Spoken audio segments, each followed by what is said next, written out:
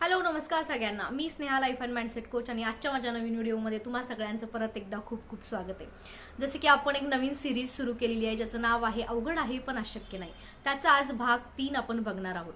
त्याचं टायटल मी ठेवलेलं आहे अर्धा तास स्वतःसाठी। ओके, सो टायटलमध्येच त्याचा पूर्ण अर्थ आहे, काहीच त्यात अवघड नाहीये, पण तरी सुद्धा आपल्याला माहीत असणाऱ्या किती गोष्टी आपण करतो। ओके, जर आपल्याला वाटत असेल की येस साधं आहे सोपं आहे सगळं, पण मी सांगेन की जे कोणी स्वतःसाठी वेळ काढत नाहीत किंवा त्यांना खूप त्यांची लाईफ बिझी आहे आणि त्यांना असा वेगळा काही टाइम भेटतच नाही आयुष्यामध्ये, खूप बिझी रुटीन आहे त्या सगळ्यांसाठी आणि आपल्याला आयुष्यात छान शांत आनंदी आणि व्यवस्थित रोजचं रोज जगण्यासाठी हा आजचा भाग 3 खूप महत्त्वाचा आहे। कारण मला माहिती आहे आपण म्हणजे मी बघते स्टुडंट लोक खूप लवकर उठतात, शाळा कॉलेज ट्युशन असतं, त्यानंतर ज्या घरातल्या म्हणजे होममेकर आहेत, ज्या मदरहूडच्या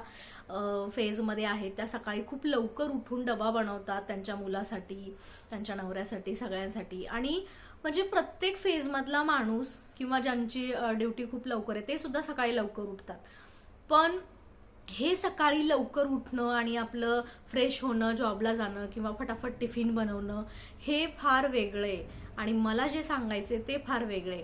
तर तो अर्धा तास स्वतःसाठी हे मी आज स्पेशली हा पॉइंट किंवा हा भाग एवढा लवकर का ठेवलेला आहे, कारण मला माहिती आहे सगळ्या गोष्टीचे कारण आणि आपण जे रिझन स्वतःला सांगत असतो, कारण प्रत्येक गोष्ट एकदम हलगर्जीपणाने आपण घेतो किंवा येस मला करायचंय सगळं आणि मला माहिती पण आहे सगळं, पण मला टाइम नाही भेटत तर मी काय करणार, मग असं आपण सहजतेने बोलून निघून जातो आणि आपल्याला माहिती नाही मग आपण म्हणजे काय करण्यापासून लांब राहत असतो। सो त्यासाठी सांगतेय, जर खरंच तुम्हाला एका वेगळ्या स्तरावर जर जायचं असेल, खरंच स्वतःची छान ग्रोथ करून घ्यायचं असेल, तर आजचा हा पॉइंट खूप महत्त्वाचा आहे। सो तुम्ही नो मॅटर तुम्ही कितीला उठता, 6ला उठता, 5ला उठता, 7 वाजता उठता, कितीलाही उठता, मला फक्त तुम्ही ज्या टायमिंगला उठता त्याच्या अर्धा तास आधी तुम्ही उठलेले पाहिजेत किंवा आपण उठायला पाहिजे।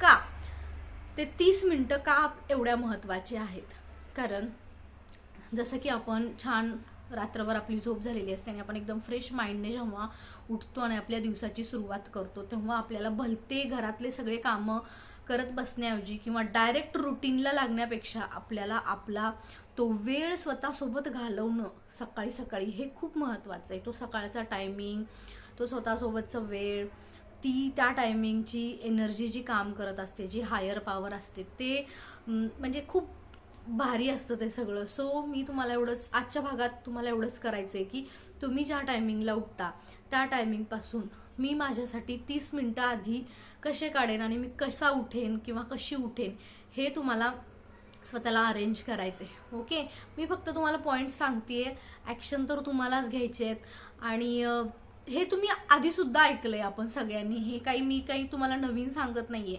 पण जे काही मी सांगतेय ते जर आपण ॲक्शनमध्ये आणलं, जोपर्यंत आपण ते करत नाही तोपर्यंत त्याचा काहीही फायदा नाही। आपल्याला भलेही कितीही ज्ञान आहे, कितीही नॉलेज आपल्याला सगळीकडून भरभरून भेटतंय आजकाल सोशल मीडियामधून, पण ते नॉलेज, ते लर्निंग जे आहे, तर जोपर्यंत आपण अंमलात आणत नाही, जोपर्यंत करत नाही ते स्वतः सगळं, तोपर्यंत त्याचा काहीही अर्थ नसतो। सो गोष्टी छोट्याच असतात, पण ते करायला धाडस लागतं, मनाची खूप काय म्हणतात जिद्द लागते आणि अर्धा तास आधी लवकर उठणं खूप जणांसाठी खूप अवघड आहे।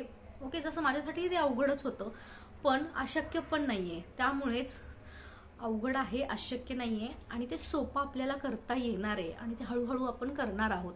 ओके, सो येस, त्या सगळ्यासाठीच तुम्हाला ह्या सगळ्या म्हणजे सिरीज संपेपर्यंत तुम्हाला कनेक्टेड राहायचंय आणि माझे व्हिडिओज तुम्हाला आवडत असतील तर लाईक करा, शेअर करा त्या सगळ्यांसोबत, ज्या सगळ्यांचीच तुम्हाला खरंच वाढ व्हायला पाहिजे, खरंच त्यांनी सुद्धा आयुष्यामध्ये खूप प्रगती केली पाहिजे असं वाटतंय।